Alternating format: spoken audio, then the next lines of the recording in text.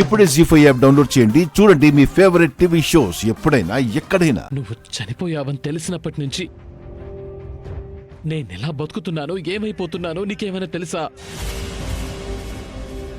ప్రేమ పిచ్చితో నాలో నేను ఎంత చిత్రవద అనుభవిస్తున్నానో, నా గుండె ఎంత ఛిద్రమైపోయిందో అది నాకు మాత్రమే తెలుసు.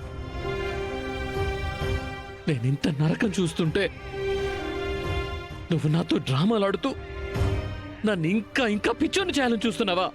దర్శన్ ప్లీజ్ అలా అనకు. ఏయ్, అలా అనకు ఏంటి? కాదా?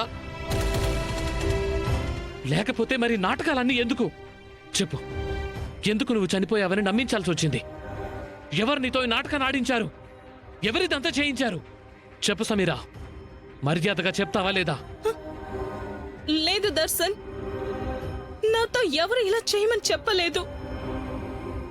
నీ కోసమే నేను చేయాల్సి వచ్చింది. నా కోసమా? నా కోసమేంటి? ఏ సంతోషం ఉంది నువ్వు ఇలా చేయడం వల్ల? నువ్వు ఓ అమ్మాయి మెడలో తాళి కట్టావు కదా దర్శన్. నా జీవితం ఎలాగో ఒంటరైపోయింది. ఇక నా మూలంగా నీకు ఏ సమస్యలు రాకూడదని అనుకున్నాను. నువ్వైనా జీవితంలో సంతోషంగా నీ భార్యతో కాపురం చేస్తూ బ్రతకాలని ఆలోచించాను దర్శన్. అందుకే నేనిలా చనిపోయినట్టు నాటకం ఆడాను. నేనసలు లేను అని తెలిస్తే గాని నువ్వు నన్ను ఎప్పుడు తలుచుకోవు, నన్ను కలవాలని కూడా ప్రయత్నం చెయ్యవు అని ఇలా చేశాను.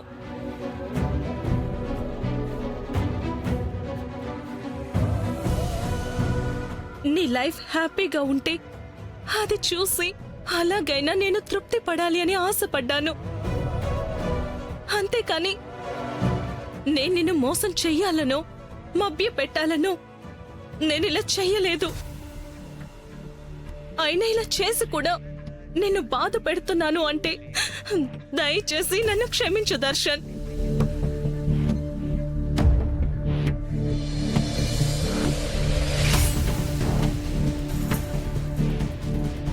Sorry Sameera, I'm so sorry. తప్పు చేశాను. ఏం జరిగిందో తెలుసుకోకుండా నీ పట్ల ఒక రాక్షసుల్లా ప్రవర్తించాను.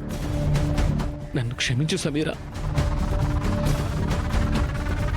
ప్రేమంటే మనం బాగుండడం కాదు, మనం ప్రేమించిన వాళ్ళు కూడా బాగుండాలని నువ్వు ఆలోచించిన తీరు చాలా గొప్పది సమీరా.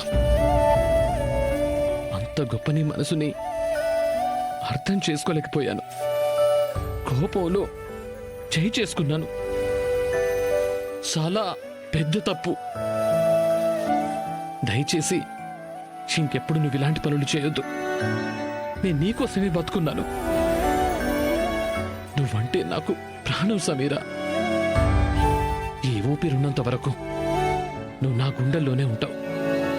ఆ రోజు అమ్మ మాట విని శరణ్య మెడలో తాళి కట్టాను. కానీ నీ మీద నాకు ద్వేషం, కోపం లేదు సమీరా.